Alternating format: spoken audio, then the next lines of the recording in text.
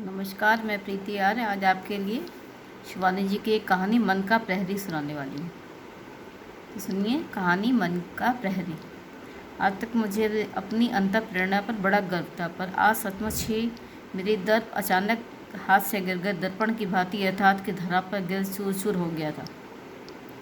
Bank के counter पर मेरा उससे प्रथम परिचय हुआ था। हाथ का टोकन काउंटर पर आधार से ठनकाती वह पूर्व परिचित न होने पर भी काक दृष्टि से मेरी ओर देखकर ऐसे मुस्कुराई जैसे वर्षों से मुझे जानती हो। मैं चेक लिख रही थी कि पेन की स्याही चुक गई। झुंझलाकर मैं पेन को झटक ही रही थी कि उसने चट अपना पर्स खोल अपनी कलम मेरी ओर बढ़ा दी। धन्यवाद कह मैंने कनखियों से पेन की स्वामिनी के चौकोर पर्स की महियसी काया देख ली थी। निश्चय ही ऐसी चमक किसी नकली अजगर की चमड़ी में नहीं हो सकती थी।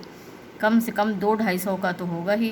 पेन लौटाने लगी तो उसकी अनामिका और कनिष्ठा में जगमगा रहे पन्ने और हीरे की अंगूठियों और फिर उसके चेहरे पर मेरी दृष्टि पड़ी।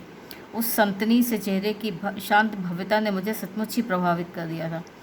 अवस्था ढल रही थी किंतु अस्तगामी सूर्य का अस्तप्राय सूर्य तेज पूरे चेहरे को रंगकर अस्वाभाविक रूप से तेजस्वी बना रहा था। उन बड़ी बड़ी स्निग्ध आँखों का तेज अब भी किसी प्रणयी पुरुष को झुलसा सकता था। उस प्रौढ़ा के अंग प्रत्यंग से यौवन की छलनामयी मादकता जैसे छलकी पड़ रही थी। मैं अपना चेक भुनाकर लौटी तो वो भी मेरे साथ ही। मैं उसके भावने स्मित का औपचारिक प्रतिदान अपने सामान्य से स्मित के रूप में देकर आगे बढ़ गई और रिक्शा बुलाने लगी। उसने फिर अपनी उसी मोहिनी हंसी के जाल में बांधकर मुझे घेर लिया। रिक्शा क्यों बुला रही हैं? कहाँ जाएंगी?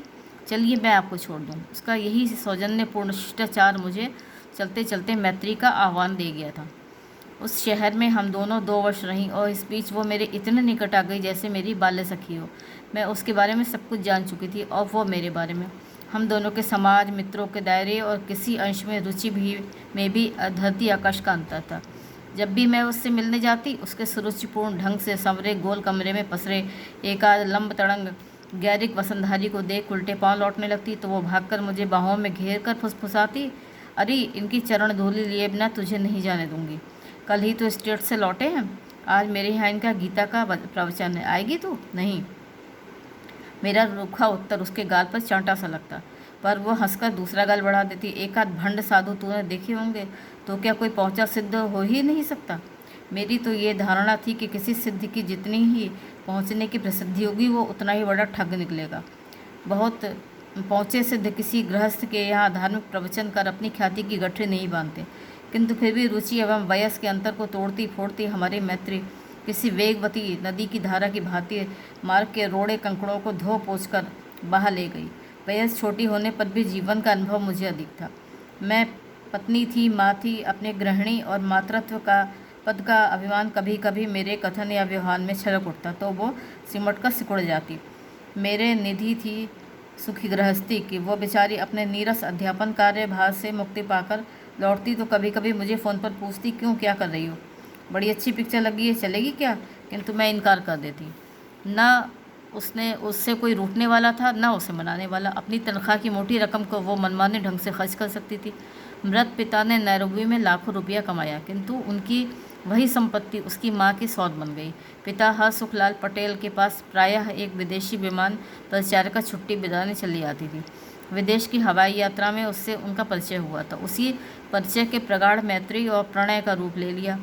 उसका विवेकहीन चित्त जब रस्सी तुड़ाकर भाग रहे हुंडेल बछड़े सा दौड़ रहा था, तब उसकी दृष्टि अचानक अपनी विवाह योग्य युवती पुत्री पर पड़ी। इसी समय पुत्री की सरला जननी ने आत्महत्या कर ली।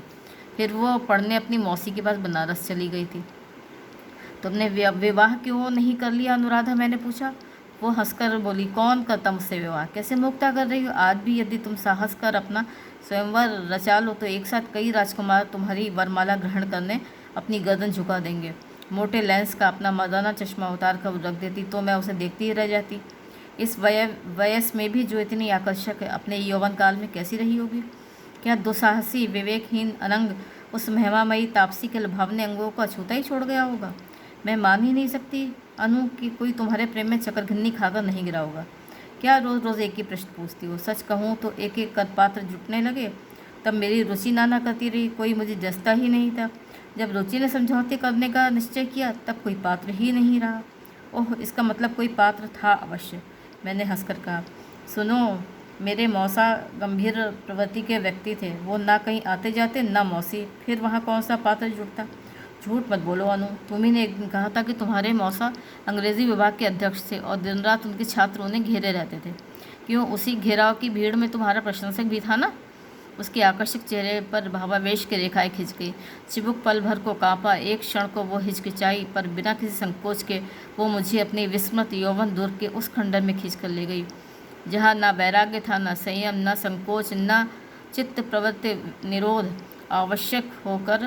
आश्वस्त होकर उसने चाय का प्याला उठा लिया। फिर उसका संकोच जैसे उसके जीवन कथा के तीव्र प्रवाह के साथ बहता चला जा रहा था। कैसा निष्कपट आत्मनिवेदन था, किंतु कैसा निर्लज्ज। अनु के मौसा के यहाँ आने वाले छात्रों में मधुकर का नाम का व्यक्तित्व एकदम अनोखा था। उसके श्याम वर्णी चेहरे का आकर्षक अद्भुत था। अनु रिझी थी उस मेधावी युवक की प्रतिभा पर और वो डूबता चला गया था उन अभिराम मुखाकृति के सौंदर्य चिंतन में। मैंने पापा को भी लिख दिया था, मेरे लिए पात्र ढूंढने का सदर्द अब उन्हें मोल नहीं लेना होगा। लिखना आवश्यक भी हो गया था। अब कब क्या हो बैठे इसका कुछ ठिकाना था। वी हैव गॉन टू फार। मैंने चौंक कर उसे देखा और फिर तो मुझे चौंक कर ही हार नहीं मानी, सहमाकर ही छोड़ा। बनारस के घाटों पर युगल प्रेमियों का वो दुस्साहसी जोड़ा आधी आधी रात तक घूमता रहता।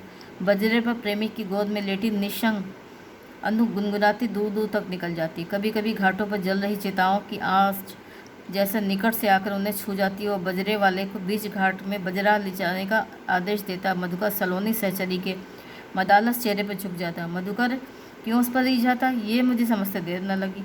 इकलौती पुत्री का पत्र पाते ही उसके पापा आग बबूला होकर स्वयं उपस्थित हो गए थे। अपने एक प्रवासी व्यवसायी मित्र सोमा सेठ के पुत्र से वो एक प्रकार से अनु का संबंध स्थिर कर चुके थे। बनारस पहुंचते ही उन्होंने अनु के भविष्य का भयावह चित्र खींचकर सहमाने की चेष्टा भी की थी। मैं तुम्हें एक पैसा नहीं दूंगा और तुम कह रही हो कि वो छोकरा अभी रिसर्च कर रहा है, तुम क्या घास पात खा कर पढ़ाई पूरी करोगी। नहीं पापा, आप मेरी पढ़ाई की चिंता न करें, हमने सब सोच लिया है। उसका ठंडा स्वर पापा को और भी गरमा गया। खाक सोच लिया, तुम गुजराती हो, एक एक संस्कार तुम्हारे गुजराती है। गुड़ डली दाल बिना तुम गस्सा भी नहीं खा पाती। मुझे याद है एक बार फ्रांस में भी तुमने अपने सूप में चीनी की क्यूब डाल ली थी और अब तुम्हें मिलेगी खट्टी सांभर और इडली। मैं अपने सांभर में चीनी डाल लूँगी पापा, और इडली तो एकदम हमारे गुजराती ढोकले से मिलती है। मुस्कराकर पापा को गुदगुदाने की अनु की ये चेष्टा भी व्यर्थ हो गई थी। ठीक है, तुम्हें कुएं में कूदना है तो आँख पर पट्टी बांधकर मैं तुम्हें नहीं कूदने दूंगा। मैं उससे कुछ प्रश्न तुम्हारी उपस्थिति में पूछूंगा। यदि मेरी परीक्षा में वो खरा उतरा तो वो चाहे मद्रासी हो या हबशी, मुझे उसे जमाता बनाने में कोई आपत्ति नहीं होगी। एंड इफ़ ही फेल्स तो तुम्हारा वो पति भले ही बन जाए, इस जीवन में मेरा दामाद कभी नहीं बन सकता। नेवर। अनु मन ही मन मुस्कुराती मधुकर को बुला लाई थी। कीमती कपड़े पहने, मुख में सिगार दाबे उस रौबदार व्यवसायी को देखते ही मधुकर हतप्रभ खड़ा रह गया था। चंचला लक्ष्मी के सम्मुख धीर गंभीर सरस्वती सकुचाकर रह गई थी। अनु के पिता के दृष्टि निपेक्ष में घोर तिरस्कार भरा था। भुहें सिकोड़कर भयानक हो गई थी। लग रहा था आंखों ही आंखों में उन्होंने मधुकर के पूरे शरीर का एक्सरे ले लिया है। कमीज के भीतर पहनी गई फटी बनियान, जूतों के भीतर यत्न से छिपाई गई जुराबों की फटी एड़ियाँ, घर पर धुला जीर्ण रुमाल और भीतर जेब की भीतर में छिपी सस्ती कलम, सबका चित्र जैसे उन पास सटी दो क्रूर आंखों में उतर आया था। गरज कर उन्होंने अपने पहले प्रश्न का हथगोला फेंका था। तुम अनु से विवाह करना चाहते हो? जी हाँ। मधुकर का सर कुछ काँप गया था। 10 रुपये में यदि कोई हाथी बिक रहा हो तो क्या तुम खरीद लोगे? इस अजीब से सवाल पर मधुकर सोच ही रहा था कि वो उत्तेजना में बंधी मुट्ठियाँ सामने धरी मेज़ पर पटकते हुए फिर गरज उठे। बोलते क्यों नहीं? हाथी को खरीद लेने पर उसे द्वार पर स्थायी रूप से बांध कर खिला सकोगे। मधुकर चुप था। क्या करते हैं तुम्हारे पिता? कहकर अब हंसकर उन्होंने दूसरा हथगोला फेंका और उनके इसी दूसरे प्रश्न ने नादान प्रेमी युगल के सुख सपनों की धज्जियाँ उड़ा दी थी। यही तो नहीं कह सकता था वो पिता के अभिशप्त इतिहास को न उगलते बना न निगलते। प्रेमी की हिचकिचाहट देख अनु उतावली बनी स्वयं आगे बढ़ाई थी। वो स्वतंत्रता संग्राम में जेल गए थे, है ना मधुकर? गए थे ना, अभी भी जेल में हैं। क्यों मधुकर? पटेल ने हंसकर पूछा तो मधुकर काँप उठा। उसे लगा जैसे संसार की कोई भी शक्ति उसे उबार नहीं सकती। क्रोध से जलते हुए एक बार फिर गरजे। क्यों? कहाँ हैं तुम्हारे पिता? बम्बई की एक प्रसिद्ध अभिनेत्री की हत्या के अपराध में उसके पिता आजन्म कारावास का दंड भोग रहे थे। माँ ने बहुत पहले ही आत्महत्या कर ली थी। ये सब बात वो अनु से बदल बदल कर कहता आया था, किंतु अनु के पिता को छलना आसान नहीं था। भारत पहुंचने के पहले ही उनके विश्वासी गुप्तचरों का दस्ता स्वदेश पहुंच सब कुछ पता लगा चुका था। सुन दे छोकरी, उन्होंने अनु से कहा, जो व्यक्ति ऐसा सफ़ेद झूठ बोलकर विवाह जैसे पवित्र बंधन को कलंकित कर सकता है, वो निश्चय ही किसी न किसी दिन अपने हत्यारे पिता से भी अधिक निर्मम हत्या कर सकता है। दोनों हाथों से मुंह ढांपकर अनु वहीं बैठ गई थी। उसे यह दुख नहीं था कि उसका प्रेमी एक अभिनेत्री के हत्यारे का बेटा है, पर उसका प्रेमी झूठा है, लबार है। इस कटु सत्य का कड़वा घूंट वो किसी प्रकार कंठ तले नहीं उतार पा रही थी। फिर पिता ने कहा, चल अब तुझे यहाँ नहीं पढ़ना होगा, हो चुकी तेरी पढ़ाई। एक हत्यारे के बेटे से मैं तेरा विवाह नहीं होने दूंगा, और अगर तूने नहीं माना तो तेरे विवाह के दिन ही मैं तुझे उपहार दूंगा अपनी निर्जीव देह का। यह कहकर अपनी जेब से रिवॉल्वर निकालकर उन्होंने अपनी चौड़ी छाती पर धर लिया था। नहीं पापा नहीं, कह अनुराधा सशक्ति अपने पिता से लिपट गई थी। फिर? मैंने सांस रोककर पूछा। फिर क्या? अनुराधा हंसकर उठ खड़ी हुई। मैं पापा के साथ नैरोबी चली गई, वहाँ की अधूरी शिक्षा पूरी की हार्वर्ड में। पापा की बहुत इच्छा थी कि मैं विवाह करूं। अपने मित्र को वागदान तो वो बहुत पहले ही कर चुके थे, किंतु मित्र पुत्र ने पी पिलाकर अपना लिवर इतना चौपट कर लिया था कि विवाह होने पर मेरा सौभाग्य कठिनता से 1-2 साल ही काट सकता था। उसे सिरोसिस हो चुका था। एक प्रकार से मेरे अवांछित कौमार्य का धक्का ही पापा की आकस्मिक मृत्यु का कारण बना। वैसे उनकी मृत्यु मोटर दुर्घटना में हुई थी। मृत्यु के एक दिन पहले वो मुझे यत्न से अपनी चल अचल संपत्ति का लेखा जोखा सौंप गए थे। फिर सब बेच बाच कर मैं स्वदेश लौट आई। आज ईश्वर की कृपा से विश्वविद्यालय में ऊंचे पद पर हूँ। मोटर है, बंगला है, पुष्प वाटिका ऐसी है कि मेरा माली हर पुष्प प्रतियोगिता में पुरस्कार प्राप्त करता चला आ रहा है। और तुम्हारी हृदय वाटिका? मैंने हंसकर पूछा। अंग्रेजी की उस प्राध्यापिका का अचानक प्रफुल्ल मुखमंडल पौरुषपूर्ण मृदुता विहीन हो उठा। मेरी हृदय वाटिका में ना अब कोई गुलाब झूमेगा, ना चंद्रमल्लिका। एक लंबी सांस खींचकर वो उम्लान हंसी के साथ चलने को उठ खड़ी हुई। खिजा से उजड़े चमन की अब फसलें बाहर ही बची रह गई है बहन। उसके जाते ही मन न जाने कैसे उदास हो गया था उस दिन। कौन कह सकता था कि बाहर से ऐसी हंसमुख आनंदी दिखने वाले रौबदार डॉक्टर पटेल के हृदय में ऐसी वेदना निहित है।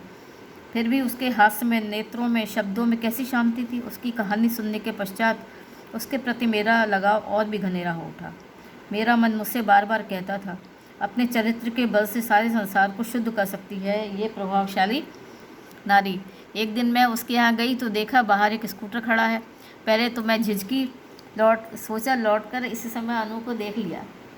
वाह वाह, एकदम ठीक समय पर आई। मैंने बढ़िया कॉफ़ी बनाई है। मुझे भीतर खींचकर उसने अपनी स्पेशल झागदार कॉफ़ी का प्याला थमा दिया। दूसरा प्याला दीवान पर बैठे दूसरे व्यक्ति को थमाने लगी तो मैं अचकचा गई। मुझे देखकर उसने भी उठने की चेष्टा की तो अनु ने हंसकर हाथ से ही उसे बैठ जाने का आदेश दिया। फिर मेरी ओर मुड़कर बोली, यह मेरा सबसे प्रतिभाशाली छात्र है, प्रियतम महंती। इसका नाम बड़ा विचित्र है, सो एम्बैरेसिंग। मेरी दृष्टि फिर उस कमनीय चेहरे की ओर उठ गई। स्फटिक सा गौर ललाट, शरीर सुगठित, बाल लंबे लंबे और सुनहले, और उसके कंधों पर गिरकर मुखाकृति को और भी आकर्षक बना रहे थे। स्पष्ट था कि उसने अभी जीवन के 19-20 बसंत ही देखे थे। कॉफ़ी पीकर मैं चलने को उद्यत हुई तो अनु ने रोक लिया। अरे बैठो, थोड़ी पीछे तो चकती जाओ, कल ही भवाली से निर्मला बहन ने पार्सल भेजा है। जाओ महंती, फ्रिज में धरे हैं, ले आओ। निर्मला बहन अनु की एकमात्र आत्मीना थी। वर्षों पूर्व उनकी मौसेरी बहन भवाली रोग मुक्ति के लिए आई थी और स्वस्थ होकर यही बंगला लेकर रहने लगी। महंती पीछे से लेने चला गया तो अनु फुसफुसाकर कहने लगी, इसका बाप उड़िया था और माँ कश्मीरी। दोनों ने प्रेम विवाह किया था पर बनी नहीं। बाप कनाडा चला गया, माँ शिपेंडेल की किसी फर्म में सेक्रेटरी थी। उसने वहीं के मैनेजर से विवाह कर पुत्र को त्याग दिया है। गजब का मेधावी छात्र है। मेरे सुदीर्घ अध्यापन काल में ऐसा छात्र मुझे आज तक नहीं जुटा। थोड़ी बहुत सहायता कर देती हूँ, कहती हुई प्लेट भर आड़ू लेकर आ गई। महंती प्लेट भर आड़ू लेकर आ गया। अनु ने प्लेट मेरी ओर बढ़ा दी। तुम भी तो लो ना अनु, मैंने कहा, पर उसने प्लेट अपने प्रिय छात्र की ओर खसका दी और हंसकर मुझसे कहने लगी, लव सॉन्ग पढ़ा है ना, do I dare you to peach eat a peach. क्यों महंती? I grow old I shall wear the bottles of my trousers rolled, shall I hurt my hair behind, do I dare to eat a peach. फिर वो ज़ोर ज़ोर से हंसने लगी। देखो देखो कैसे शर्मा रहा है बेचारा। बड़ी देर तक अनु की हंसी सुकुमार मेहंती के आड़ू से लाल गालों की रक्तिम आभा को और भी रक्तिम बनाती रही। सचमुच किसी लजीली किशोरी का ही सा निर्दोष चेहरा था लड़के का। कैसी कठोर हृदय जननी रही होगी जो ऐसे गंधर्व कुमार से सुंदर पुत्र की माया डोर स्वयं काटकर उड़न छू हो गई। माँ नहीं थी तो क्या हुआ, भगवान ने उसी स्नेही अध्यापिका के रूप में दूसरी माँ दे दी थी। मैं सोचने लगी, फिर अनु क्या एक मेहनती से ही लाड़ लड़ाती हो। सोना विश्वविद्यालय में उसकी छात्र मंडली ने उसका नाम धरा था जगतधात्री। परीक्षा आती तो उसकी स्टडी छात्र छात्राओं की भीड़ से भर जाती। एक दिन मैं वहीं बैठी थी तो देखते देखते छात्र छात्राओं का एक जत्था भर भरा कर भीतर घुस आया। मैं आश्चर्य से उन्हें देखती ही रह गई। हे भगवान, इनमें कौन उसके छात्र थे और कौन छात्राएं। रंग बिरंगे एक काट छाट के घंड नितंबी पायजामे, शोक रंगों के खद्दर के ढीले कुर्ते और अस्त व्यस्त केश राशि। ना उन चेहरों पर लावण्य था न तेज। बड़ी कठिनता से मैं दल की इन 10 छात्राओं को बीन सकी थी और उन 10 चेहरों में से एक चेहरा भी ऐसा नहीं था जिसे देखकर आंखें ठंडा सके। अनु पटेल को घेर कर बैठे उस दल को देख उस दिन एक धक्का मुझे और लगा था। उसके छात्रों के चेहरे की हाव भाव में एक स्तरण छटा आ गई थी और छात्राओं की किशोरोचित धमाचौकड़ी मुझे बड़ी अस्वाभाविक लगी। कोई अनु से प्रश्न पूछ रहा था, कोई चटपट गैस पेपर बना रहा था। प्रश्न संधान में पटु उस द्रोणाचार्य की छत्र छाया में न जाने कितने अर्जुन अभ्यासरत बैठे चहकते रहते, पर उसका एकांत प्रिय एकलव्य अंधेरे कोने में अरण्य में बैठा बैठा पूरी विद्या सुनकर ही ग्रहण कर लेता। किंतु जब गुरु दक्षिणा देने का अवसर आया तो द्रोणाचार्य की भांति एक कठोर याचना कर बैठी थी उसकी गुरु। उस बार पहला आनंददायक समाचार सुना प्रियता मेहंती की आशातीत सफलता का। एमए के सफल छात्रों में उसने सर्वप्रथम स्थान प्राप्त किया था। फिर जब दूसरा समाचार सुना तो सिर चकरा गया कि प्रियतम मेहंती अपनी गुरु अनु का प्रियतम बन गुरु सहित अलोप हो गया था। मैंने सुना तो स्तब्ध रह गई। अनुराधा कुछ ही घंटों में अपनी गृहस्थी का डंडा डेरा उखाड़ छात्र सहित दिल्ली उड़ गई और वहीं से दोनों विदेश चले गए हैं। ये उनका अंतिम समाचार मुझे मिल पाया था। नौकरी तो वह केवल समय काटने के लिए करती थी। उसी के शब्दों में उसके पिता के भारी बैंक बैलेंस के सूद से ही वो बिना हाथ पैर हिलाए एक आईएएस की तनख्वाह घर बैठे खींच सकती थी। घृणा से मेरा अंग प्रत्यंग सिहर उठा था। छी मुँह काला करना ही था तो क्या वही अनाथ अबोध छोकरा रह गया था। समय पर विवाह हुआ होता तो इतना बड़ा तो उसका पुत्र ही होता, बल्कि इससे भी 4-5 वर्ष बड़ा होता। मैं 40 वर्ष की हूँ, उसने स्वयं कभी मुझसे कहा था। कोई स्त्री क्या कभी किसी दूसरी स्त्री को ठीक अपनी वयस के कंधे पर हाथ रखने देती है। कम से कम 45 की तो होगी ही। पूरे समाज की थोड़ी थोड़ी ने उसकी भर्त्सना की। महीनों तक ये बेमेल विवाह पूरे शहर की चर्चा का विषय बन गया। किंतु समाज को सबसे बड़ा गुण है उसकी क्षमाशीलता। धीरे धीरे वो बड़े से बड़े अपराध और अपराधी दोनों को भूल जाता है। लोगों ने अब उस विषय की चर्चा ही बिसरा दी थी। धीरे धीरे 2 वर्ष बीत गए। इस बीच मैं भी अपनी गृहस्थी में ऐसी उलझी कि अनु के विषय में सोचने का अवकाश ही न मिला, न ही इच्छा शेष रही। एक दिन मैं अकेली बैठी लिख रही थी। कई दिनों से कुछ लिखा नहीं था। लिखने को जैसे कुछ शेष ही नहीं रहा था। पानी के छींटे मार मार बासी सब्जी को ताज़ा बना ऊंची हाँक लगाने वाले सब्जी वाले की ठगी को जैसे सजग ग्राहक पकड़ लेता है, कुछ वैसे ही बासी कथानक को कोई कथाकार लाख नई शैली भाषा शब्द विन्यास के छींटे मार मार कर ठुटका बना ले, सजग पाठक उसी ठगी को पकड़ ही लेता है। कौन सा कथानक दोहरा सकती थी मैं।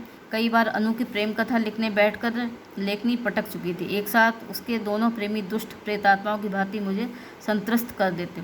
मधुकर की प्रेम कथा लिखती तो लेखनी में स्वयं सरस्वती उतर आती, पर प्रियतम मेहंती अवतरित होते ही जैसे मेरी कलम उर्दू की उल्टी लिपि लिखने लगती। किंतु तभी कहानी का अंत स्वयं साकार होकर मेरा द्वार खटखटाने लगा। वाग देवी के वरद हस्त का स्पर्श पाकर मैं पुलकित हो उठी। कौन? मैंने कागज़ कलम खिसकाकर द्वार खोला। एक ही पल को मैं खड़ी सी रह गई। पीली लुंगी पर गेरुआ कुर्ता, कंठ में सुमरनी, आधे से अधिक चेहरे को निगलता सा आंखों पर लगा गोगो चश्मा, क्षीण कटी पर झूलती करधनी की नन्ही नन्ही घंटियों को टुनटुनाता वो एकदम आगे बढ़ा। यदि कंधों पर झूलती वो सुनहरी अयाल ना होती तो मैं उसे पहचान ही ना पाती। द्वार पर मेरी प्रौढ़ा सखी का तरुण प्रीतम खड़ा था। अरे मोहंती, तुम आज कहाँ से आए? मैं यहाँ आया था, सोचा आपसे मिलता चलूँ, शायद आप उसका पता बता सकें। किसका? मेरी पत्नी का। मैंने अनु से दिल्ली में विवाह कर लिया था। उसने चश्मा उतार कर नीचे धर दिया। मैंने देखा उसका चेहरा 2-3 वर्षों में ही आश्चर्यजनक रूप से वयस्क हो उठा था। क्या ये उसकी सहचरी के अस्वाभाविक सहचर्य की देन थी? मैं चौंक उठी थी। तुम उसके पति हो और पता पूछने मेरे पास आए हो? पति था पर अब नहीं हूँ। वो अपनी दोनों लंबी भुजाएं नमस्कार की मुद्रा में बांध घुटनों के बीच दाबता झूला से झूलने लगा था। मैं जानती थी, बार बार मेरा मन यही कहता था, एक दिन तुम निश्चय ही उसे छोड़कर भाग जाओगे। यदि पत्नी पति से 4-5 वर्ष बड़ी होगी तो 10 वर्ष में वयस का यही सामान्य सा अंतर दो के बीच बहुत बड़ी खाई बन जाता है। तुम तो अंग्रेजी साहित्य के छात्र थे, 12th नाइट्स नहीं पढ़ा क्या? नहीं, उसका स्वर विद्रूप से विकृत हो उठा। झूठ कहा था आपके मन ने। मैंने उसे नहीं छोड़ा, उसने मुझे छोड़ दिया। मैं उसके बिना एक पल भी नहीं जी सकता, एक पल भी नहीं। फिर उसी को उसी की बाहों में से रखकर वो लड़कियों की भांति सुबकने लगा। मैं हतप्रभ सी खड़ी रह गई। उसने बताया विवाह का 1 वर्ष पूरे कर कॉन्टिनेंट के दौरे के परम आनंद में कब कट गया, दोनों जान ही न पाए। आर्थिक कठिनाइयों में बीता कैशोर सदा अनु के वैभव के साये में नई करवट ले बैठा। विदेश के विशुद्ध दुग्धपान ने रक्तहीन चेहरे को पौरुष के तेज से दीप्त कर दिया। स्पेन और सिसली के बम गोले से संतरों का रस गौर कपोलों पर छलक आया। विदेशी सिगरेट के छल्लों की ध्रुम रेखा आरक्त नयनों में संजोए अंजन की रेखा खींच गई। जिस चिबुक पर लाख लाख बार किया गया ब्लेड घर्षण एक नन्ही सी दाढ़ी भी नहीं उगा पाया था, उसी चुबक पर अब पौरुष के स्पष्ट हस्ताक्षर थे। लंबी झुकी मूछों ने उस आकर्षक चेहरे को किसी चीनी अफीमची के चेहरे से भावनाहीन बना डाला था। अनु ने उस लंबी मधुयामिनी में अपने वर्षों के दबे सारे अरमान पूरे कर लिए थे। पानी की भांति पैसा बहाती वो प्रियतम मेहनती को भृंग कीट की भांति छाती से चिपकाए देश विदेश के आकाशों में उड़ती रही थी। और इसी विश्वव्यापी हनीमून के बीच उसे अचानक मिल गया था अपना पुराना प्रेमी मधुकर। भाग्य उन्हें एक होटल के अगल बगल कमरों में खींच लाया था। अपनी दबंग जर्मन पत्नी के कठोर अनुशासन से अदालती मुक्ति पाकर वो मुक्ति पर्व मनाने ही निकला था। प्रियतम उसके विषय में सब कुछ जानता था। अपने एकांत के बीच अपनी सहचरी के पुराने प्रणय की घुसपैठ उसे बेहद अखरती लगी। और एक दिन वो आधी रात को उठा तो उसके डबल बेड का अर्धांग निस्वंग था।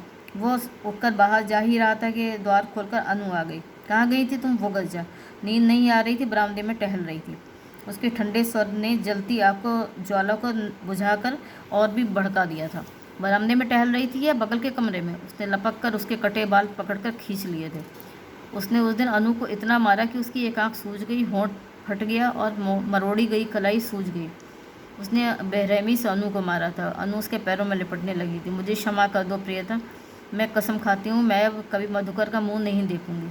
पर उसका मुंह वो चाहने पर भी अब नहीं देख सकती थी। वो तो कलह का आभास पाते ही भोर होने से पहले अपना हिसाब चुकता कर होटल का कमरा खाली कर गया था। फिर हम दोनों घर लौट आए। अनु को वहीं एक अच्छी सी नौकरी मिल गई थी। ये ठीक था कि उसने मुझे धन का कोई अभाव नहीं होने दिया। खाने पीने की, रहने घूमने की मुझे पूरी स्वतंत्रता थी। किंतु अनु बदल गई थी। मैं उसके कंधे पर हाथ भी धरता तो वो सिकुड़कर ऐसे सिमट जाती जैसे उसके कंधे पर प्रियतम मेहनती का हाथ नहीं, कोई लिजी छिपकली गिर पड़ी हो। उसकी संपत्ति पर मेरा अधिकार था पर उसके शरीर पर नहीं। वो इधर कई बार बड़ी बेरुखी सी ये स्पष्ट कर चुकी थी। किसी भी पति के लिए कितना बड़ा दंड है आप समझ सकती हैं। जितना ही वो मुझसे कटती उतना ही मैं उसे पाने को व्याकुल हो उठता। मैं पागलों की तरह इधर उधर भटकने लगा। पेट की भूख और शरीर की भूख में कोई अंतर नहीं है मौसी। खाद्य अखाद्य का अंतर भूलकर मैं किसी कंगले भिक्षुक की भांति झूठी पत्तलों पर टूटने लगा। उसी कंगली बिरादरी की पंगत में मुझे मेरे विदेशी इष्ट मित्रों ने ऐसी अमृत पूठी चखाई कि मैं सब दुख भूल गया। एक शूट लेता हूँ तो ना रहती अनु पटेल ना मधुकर। एक दिन उस आनंद मूर्छा में इहलोक से लौटा तो अनु नहीं थी। मेज़ पर धरे लिफाफे पर मेरी दृष्टि पड़ी और मैं सब समझ गया। इस पत्र के साथ वो 3-4 माह का खर्चा छोड़ गई थी। उसने लिखा था, हम दोनों ने बहुत बड़ी भूल की है प्रीतम। संसार की कोई भी शक्ति हम दोनों के बीच के वयस की इस दूरी को पाट नहीं सकती। तुम्हारे लड़कपन को मेरे प्रौढ़ अनुभव का धैर्य कभी नहीं जीत पाएगा। जैसे अत्याधुनिक शल्य क्रिया में किए गए हृदयारोपण के अनेक प्रयास आज तक असफल ही रहे हैं, एक ना एक दिन नवीन अंग को रिजेक्ट कर ही देती है, ऐसे ही तुम्हारे प्रेम को भी मेरा शरीर जिस झटके से दूर पटक चुका है, उसके बाद अब मैं नवीन प्रयोगों में समय, शक्ति और अपना धन गंवाना महामूर्खता समझती हूँ। तुम्हें विदेश के सबसे विकट रोग ने ग्रस्त लिया है। इतने बड़े संसार में तुम चेष्टा करके एक न दिन अपनी समवयसी सहचरी जुटा ही लोगे। मैं मधुकर के पास जा रही हूँ। तुम्हारी अनु पटेल। एक बार भी उसने ये नहीं सोचा कि मैं उसके बिना एक पल भी नहीं रह सकता। मैंने उसके सिसकियों से कांपते कंधों पर हाथ रखते हुए कहा, तुम घर आ जाओ मेहनती, यू आर नॉट सोबर। घर? उसने फटी फटी आंखों से मुझे देखा। मेरा घर अब है ही कहाँ? कहाँ जाने को कह रही हैं आप? जहाँ तुम टिके हो। मेरा स्वर बेहद रूखा था। जानती हैं कहाँ टिका हूँ? वो आंसू पोंछता हुआ उठा, मुस्कुराकर बोला, एक भक्त मंदिर के गूढ़ मंडप में। वहाँ एक बाबा जी के पास खासी खुराक जुट गई थी। कल तो चला ही जाऊँगा। कहाँ? मैं फिर पूछ बोटी। गोवा, वही तो हम अभागों का स्वर्ग है। मेरा एक जर्मन मित्र वहाँ कुटिया बनाकर रहता है, उसी ने बुलाया है। फिर अपनी मेखला की नन्ही घंटियाँ टुनटुनाता वो औघड़ अवधूत जाने को उद्यत हुआ तो मैं भी उठ गई। गोरे अश्रुसिक्त कपोलों की आर्द्रता अभी सूखी नहीं थी। पहले वो नम्रता से हाथ जोड़कर झुका, पर फिर न जाने क्या सोचकर झट से मेरी चरण धूल माथे पर लगा ली और हंसकर बोला, अच्छा मौसी, अब मैं चलूं? मैं कुछ कहती इससे पहले ही वो लंबी लंबी डगे भरता फाटक से बाहर हो गया। मेरे मन के प्रहरी ने फिर मुझे हंसकर टोका, रोकती क्यों नहीं? 2 दिन का भूखा प्यासा है, एक प्याला चाय पिला तो देती। कैसी वाल बैरागी सी दिश कपट हंसी है उसकी। किंतु अपने मन के इस छलिया प्रहरी से मेरा विश्वास अब उठ गया है। उस दिन अनु के लिए कहता था, ये संतनी है, किसी का अनिष्ट नहीं कर सकती। आज मेहनती को बाल बैरागी कह रहा है। किंतु मुझे यह प्रहरी लाख बहकाए, संसार के बड़े से बड़े वैरागी के वैराग्य को अब पहचानना मैंने सीख लिया है। कहानी सुनने के लिए बहुत बहुत धन्यवाद। अगर मेरा ये कहानी पसंद आई हो तो मेरे चैनल एक कहानी बाय प्रीति आर्य को ज़रूर सब्सक्राइब करिएगा।